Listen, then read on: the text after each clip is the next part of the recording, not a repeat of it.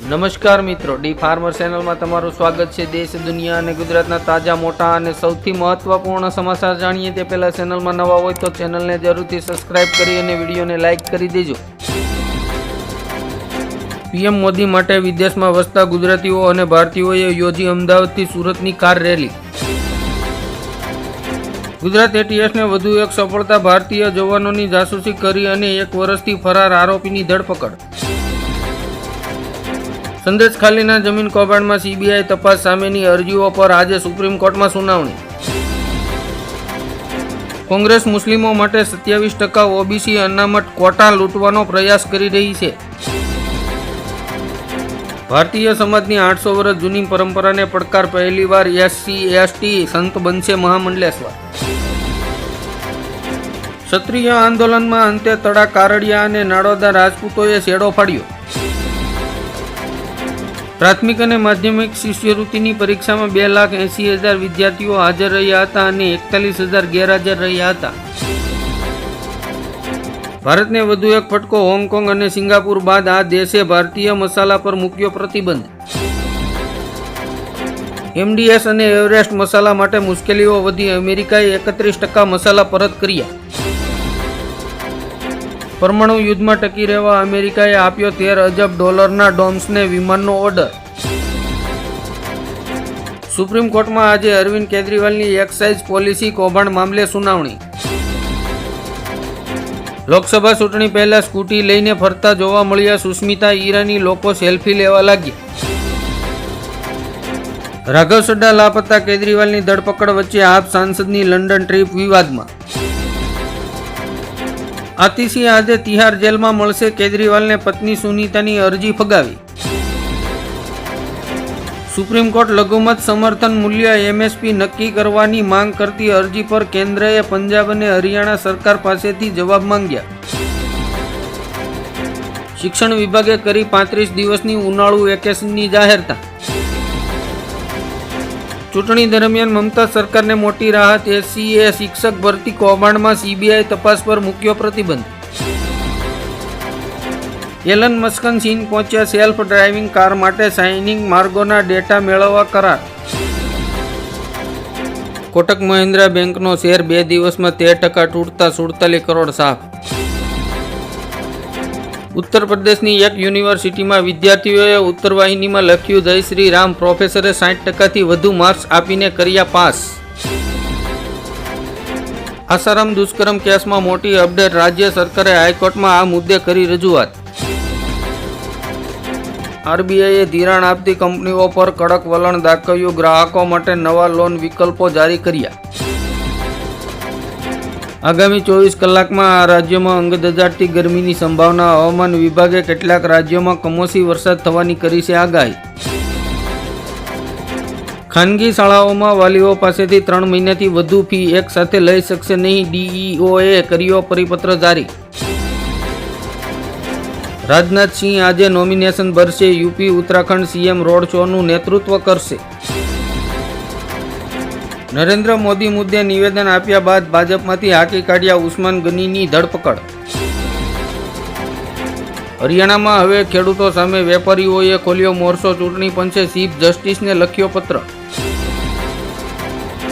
ચીનને મોટો ઝટકો, શ્રીલંકાને જે એરપોર્ટ બનાવવા લોન આપી તેનું સંચાલન કરશે ભારત। પરસોત્તમ રૂપાલાએ કહ્યું, મેં ભૂલ કરી છે, તમે પ્લીઝ PM મોદી પર ગુસ્સો ન કાઢો। રૂપાલાએ ફરી ક્ષત્રિય સમાજની માફી માંગી। મણિપુરમાં ફરી ભડકી હિંસા, ઇમ્ફાલમાં 2 સમુદાય વચ્ચે ગોળીબાર। દિલ્હીની હોટલમાં 70થી વધુ પાકિસ્તાનીઓ રોકાયા હોવાની માહિતી પરથી અફરાતફરી। રાજપૂતોને રીઝવવાનો રસ્તો શું? ભાજપ ગુજરાતમાં ક્ષત્રિયોના ગુસ્સાને ઠારી શકશે? કોમેન્ટ કરીને જણાવજો। ગુજરાતવાસીઓ માટે મહત્વના સમાચાર, ગુજરાતના અનેક જિલ્લાઓમાં હેલિકોપ્ટર રાઇડ શરૂ કરવામાં આવશે, જેમાંથી સૌરાષ્ટ્રના 5 સ્થળો પર સેવા શરૂ કરવામાં આવશે। ગૂગલ એડ પર 100 કરોડનો ખર્ચ કરનાર પહેલી પાર્ટી બની ભાજપ। પશ્ચિમ બંગાળના CM મમતા બેનર્જી ફરી એકવાર ઇજાગ્રસ્ત। મણિપુરમાં કુકી ઉગ્રવાદીઓએ CRPF બટાલિયન પર કર્યો હુમલો, 2 જવાનો શહીદ। ગુજરાત એટીએસનું અત્યાર સુધીનું સૌથી મોટું ઓપરેશન. ગુજરાત રાજસ્થાનમાંથી ડ્રગ્સની 3 ફેક્ટરી ઝડપાઈ. ગુજરાતમાં રેશનિંગના દુકાનદારો લોકસભાની ચૂંટણી બાદ સરકાર સામે આંદોલન કરશે. હુતીએ લાલ સાગર પર ફરી મચાવ્યો આતંક. ભારત આવતા ઓઇલ ટેન્કર પર મિસાઇલથી કર્યો હુમલો.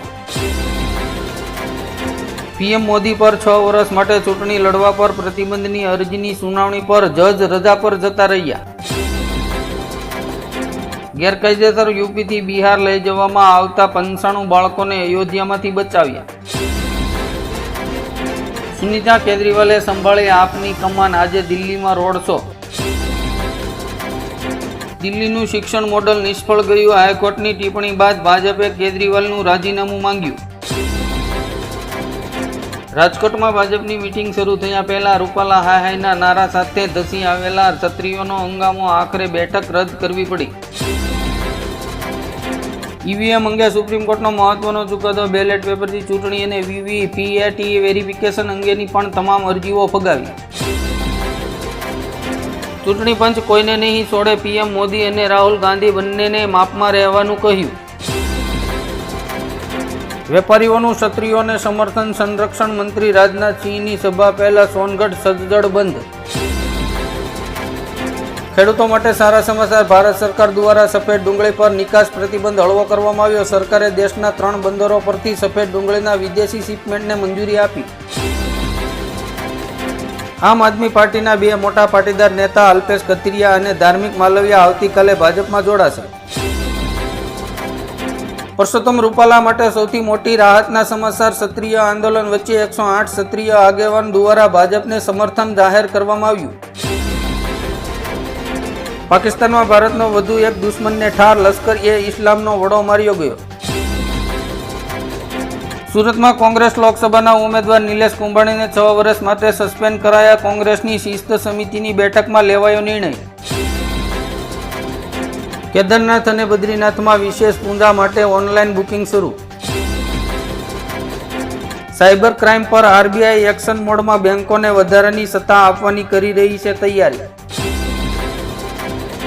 ગુજરાતમાં ગ્રાન્ટેડ શાળાઓમાં આચાર્યની 1800 જગ્યાઓ ખાલી. સંચાલક મંડળની સીએમને રજૂઆત.